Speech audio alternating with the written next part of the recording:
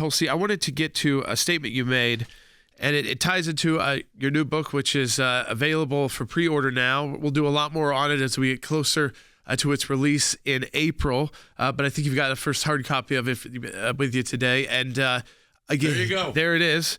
And you can put it up longer than that. It's a pretty bold title. It's For Love of Country, Leave the Democrat Party Behind.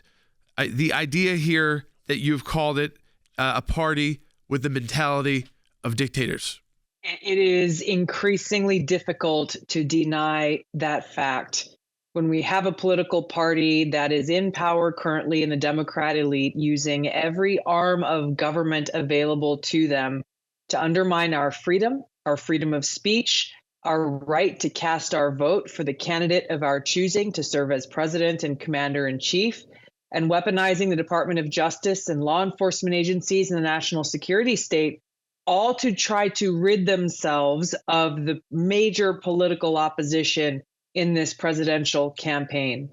This view is based on fact and reality. It has nothing to do with whether or not one likes or dislikes President Biden or President Trump or whoever your preferred candidate of choice is.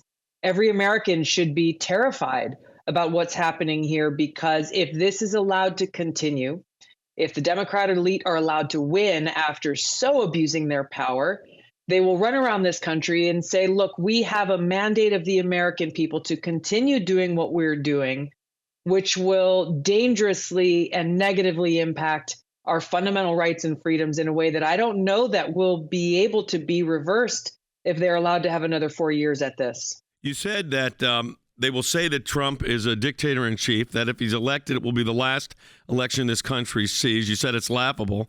You said it's so crazy, it's laughable. They're justifying their actions by telling themselves they need to destroy our democracy in order to save it. It's lunacy, and I'm reading it because I think it's very important what you said, and it's mindset and mentality of dictators. They're waging a multi-front battle, and they will stop at nothing until they are successful. We're seeing that with the legal cases, which are falling apart right before our eyes. I mean, it's like all the legal commentators on the presidential immunity case were saying, "Oh, they're never going to take it.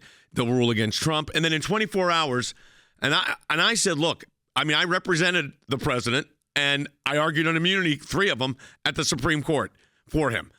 You have to have presidential immunity because, Tulsi, if you were president and you made a decision in your official office, an official act, whether it was to engage in something or not engage in something, and then when you leave office, you could be criminally prosecuted for your official actions as president, you'd be having me sit in your office 24 hours a day making sure you're not getting in trouble, and you can't run a country that way.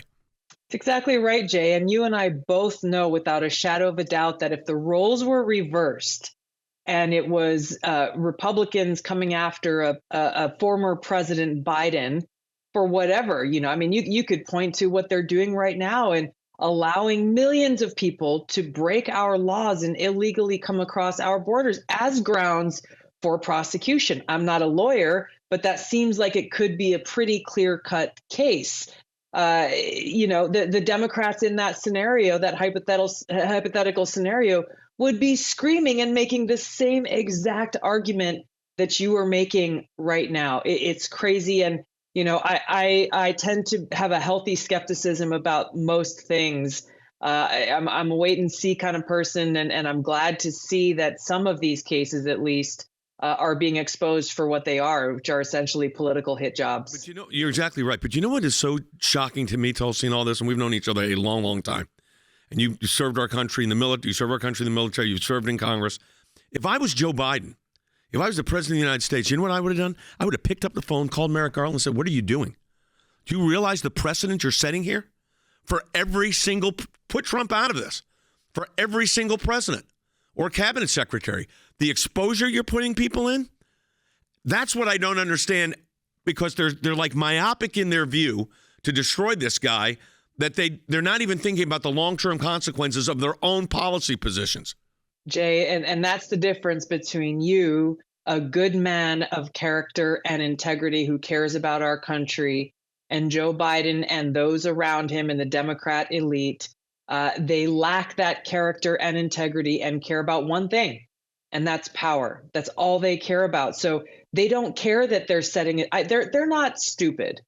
They know they're setting a dangerous precedent here, but they don't care because caring about that would get in the way of their initial short-term objective, which is hold on to power at all costs. And that's what I detail in my book. That's what I'm running around the country speaking to anybody who will listen and sounding these alarm bells about this very serious threat to our republic, our democracy, and our freedom.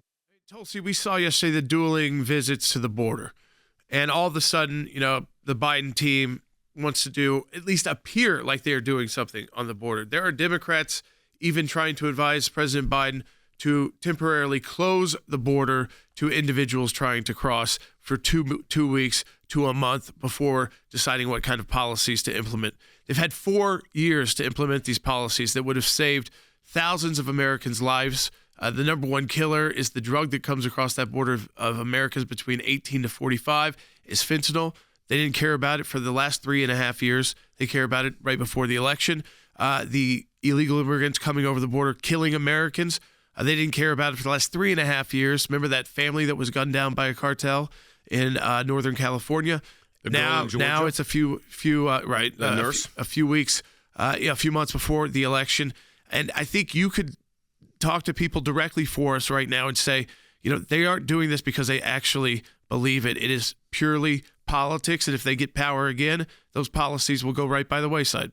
Jordan, it's so blatantly transactional on their part. They are trying to put up a facade that they actually care about the border, they care about security, and they care about all these things that they haven't cared about for these last 3.5 years. The most insulting thing is that they think the American people are so stupid that we're just going to sit here and buy the nonsense that they're feeding us, this play acting that's going on. I heard a comment that came from President Biden's former communications director yesterday, where she was talking on CNN about how Democrats need to show that they care more about how people in our country don't feel safe. Then she went on to say that she doesn't believe what President Trump is saying, that there are actually criminals running around committing crimes, both against businesses and violent crimes in this country. She's like, I don't buy it. But Democrats need to show that they acknowledge that people feel unsafe. What she said exposes them for who they are. They don't care about reality. They don't care about solving the problem. They don't care about the threats to our safety and security, both in our communities and at our borders. All they care about is winning votes, and they're going to do their best to put on this fancy show. We've just got to know that that's what they're doing and let them know we're not going to fall for it. It's crazy. All right, I want you to hold your book up again, and I want you to tell people, because we want our listeners to get this. For Love of Country. When is the book out, Tulsi? The book comes out in April. I encourage people to pre-order the book now. You can pre-order it on Amazon. And what we're doing and how you'll help is to make it so that it's a lot harder for the New York Times bestseller list to try to ignore this book. It's a great book for maybe family or friends of yours, coworkers who may be frustrated Democrats or independents, and they don't really know what to do in this election. And I talk a lot about my political journey in this book and the experiences I've had that inform my decision to leave the Democratic Party, and why, as you said in the title, I'm very direct. For love of country, leave the Democrat Party behind. The future. I've said this to you privately. I'm going to say it publicly.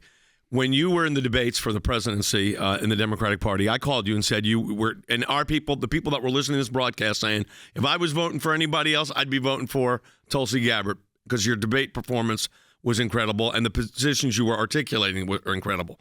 But if it's so clear that your former party, if you don't toe the line on everything, it's like the guns come out and boom. And that's exactly what happened. So I want to encourage our audience, pre-order that book. We know what it takes to get on the New York Times bestsellers list. Pre-order that book. We'll be talking about it more with Tulsi when she's back on. We appreciate it, Tulsi, as always. Thanks so much.